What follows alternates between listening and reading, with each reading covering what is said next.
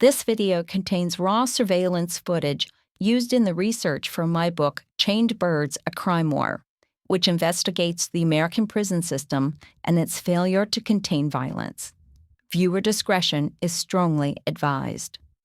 The video shows an Aryan Brotherhood hit carried out against Kevin Sanders for testifying about the prison gang at trial.